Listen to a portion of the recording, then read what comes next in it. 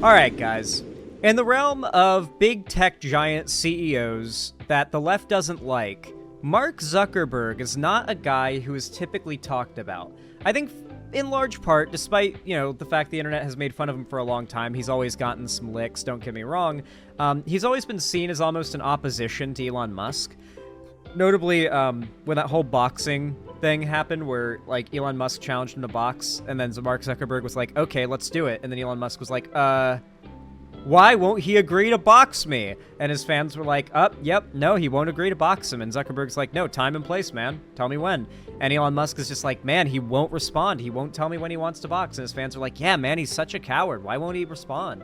All of them fully knowing, but, they suck his dick, right? They suck his dick.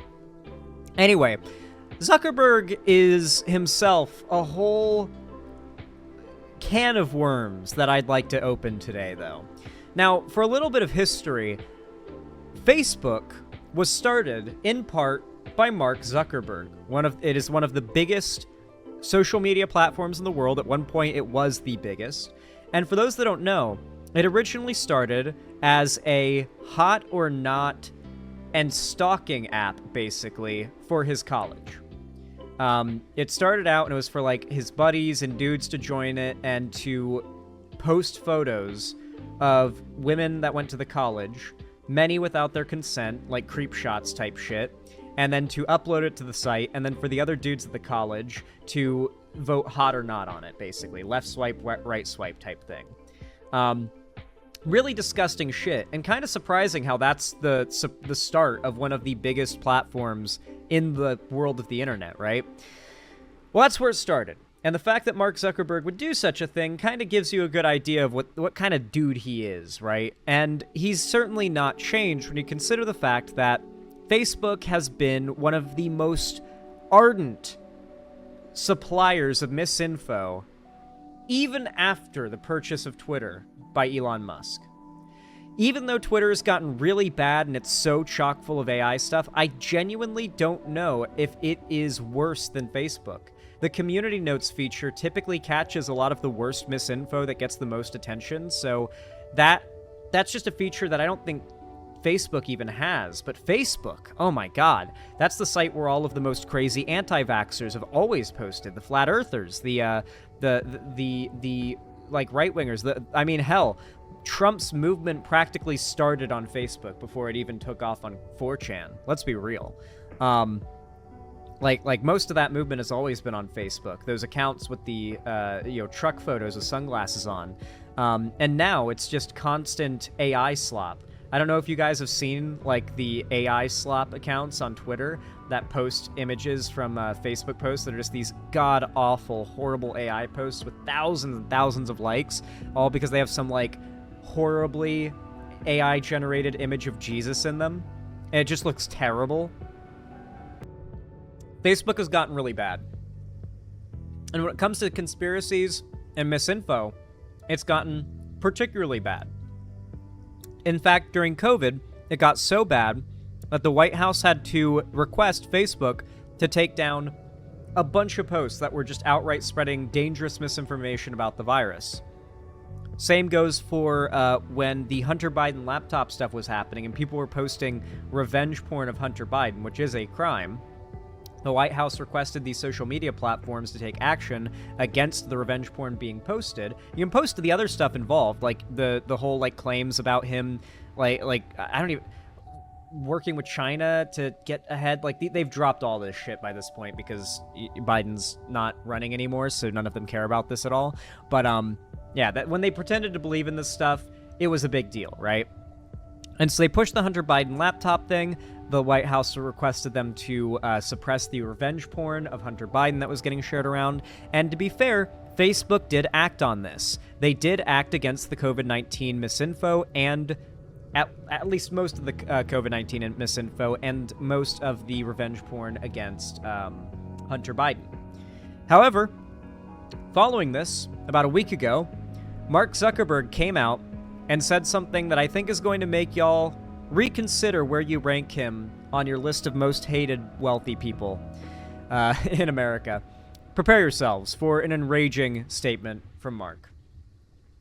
Meta CEO Mark Zuckerberg says senior Biden administration officials pressured Facebook to, quote, censor some COVID-19 content during the pandemic and vowed that the social media giant would push back if it faced such demands again.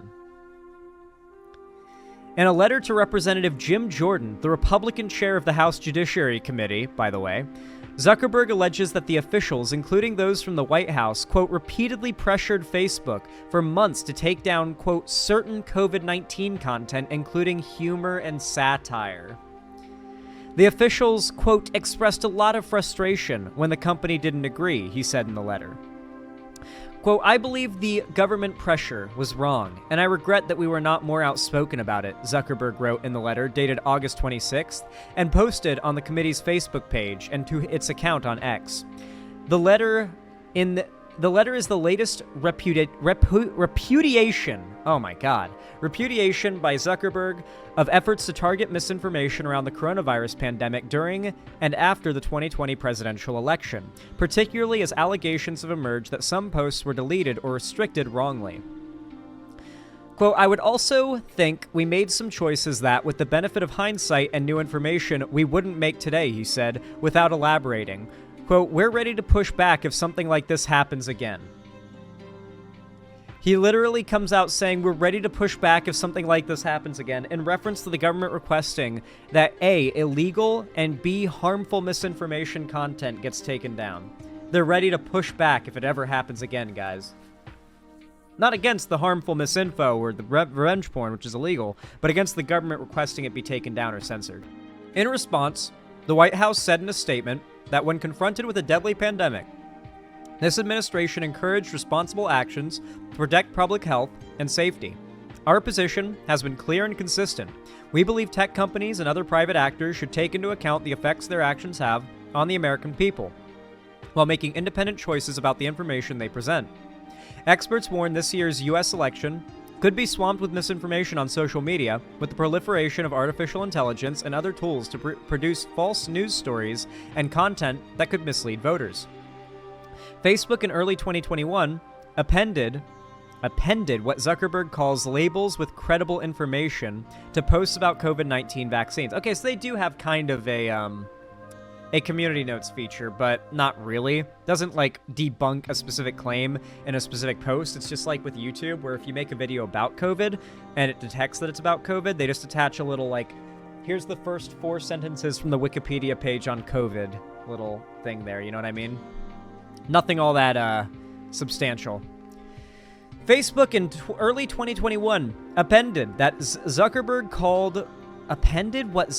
called labels with credible information to post about COVID-19 vaccines.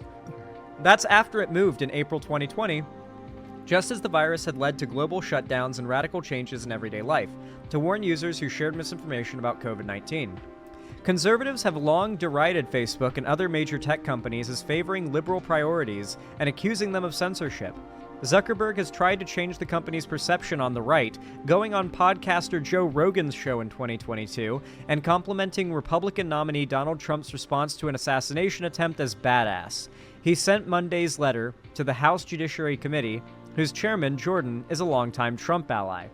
Zuckerberg also said he would no longer donate money to widen election access for voters through the Chan Zuckerberg Initiative, the company that runs the philanthropy for him and his wife, Priscilla Chan. Wait, he's shutting down? So apparently at some point he started like a charity organization to get virtue signal points as a big millionaire that would help get people access to like voting stations. And part of him becoming a Republican is, oh, by the way, we're going to stop that. We don't want people actually getting to polling stations because then, they're going to vote for Kamala. We need as few people voting as possible for a chance at Trump winning, right? There needs to be voter disenfranchisement and voter we need to keep voters from voting. We need to keep people from voting if Trump's going to win, Remember, becoming a Republican means giving up morals. Yep, that's all. It's just like you can see it happen in real time. It's wild. Zuckerberg also said he would no longer donate money to widen election. Oh yeah. The couple previously donated $400 million to help local election offices prepare for voters in the 2020 presidential election, with funds used for protective equipment to prevent the spread of the coronavirus at polling sites, drive-through voting locations, and equipment to process mail ballots. Quote, I know that some people believe this work benefited one party over the other. Despite analysis showing otherwise, he said, quote, my goal is to be neutral and not play a role one way or another, or to even appear to be playing a role, so I don't plan on making a similar contribution this cycle. Okay, so he has just accidentally admitted that to be neutral, you would have to act Democrat by providing funds for health equipment and access to the ability to vote. That's like a Democrat thing, it's a left thing, and when you become conservative, you take that money away. You no longer support this. You make it harder for people to vote, and you make it harder for people to access health equipment to help prevent getting sick when in the polling place. It's so the self-report is wild, to be honest. No, being nice is not a conservative value. I would argue that being mean is fundamentally a conservative value. Maybe at one point it wasn't. Like, I'm sure if you go back to when I was younger, being mean was not a conservative value, but you better believe that Trump has set the standard that rudeness is a conservative value. How much you can offend people, the wrong people, right? The people who are the wrong race, the wrong politics, the wrong gender, the wrong sexuality. If you can offend those people, the more you can offend them, the better. That is a virtue if you are a conservative. Anyway, Mark Zuckerberg seems to be chasing the Republican bag, maybe saying that, like, maybe we don't know something, and, like, behind the scenes, Elon Musk is somehow leveraging Twitter to make shitloads of money. Like, maybe there's some, like, international, like, bullshit he's doing with, like, foreign leaders that aren't exactly friendly with America, and maybe Mark Zuckerberg's found out about it and is like, whoa, I want to get a piece of this pie, and maybe it's so worth it, like it's so much money, it's worth tanking Facebook and Twitter, which have never really been profitable platforms to begin with, and now they're really not profitable. So I'm curious to see if this ends up blowing back in the same way that it did for Twitter. How's it going to turn out?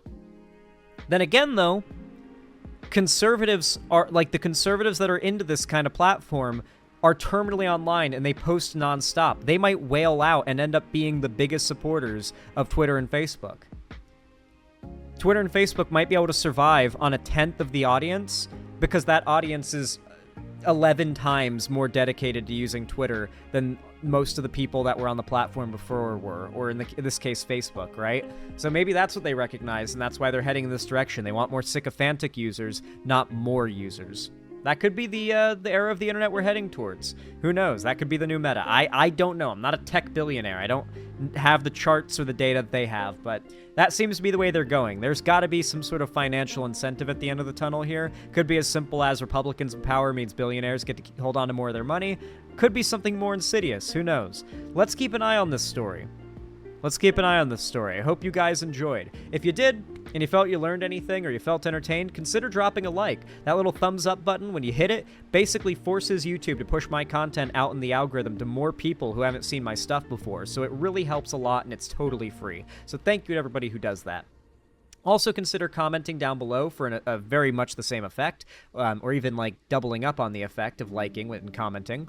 And subscribe and ring the bell icon and turn on all notifications so YouTube actually tells you when I go live or upload a new video, because trust me, they won't if you don't do that.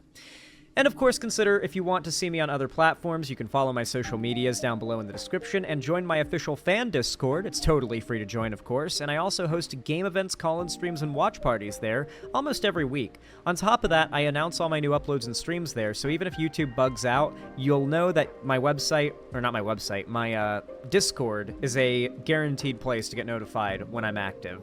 And I do hope that you guys end up joining. I love seeing you guys in there. And, of course, if you want to directly support me, help keep the lights on, the water running, the roof above my head, all that good stuff, and you can afford it, consider donating, subscribing, or gifting a sub on my website to directly support me. It helps a ton. You can also support me through YouTube, Twitch, Streamlabs, StreamElements, Patreon, or buying merch through the Streamlabs link that is linked down below in the description. But regardless of how you support me, thank you so much for watching, and have a good one.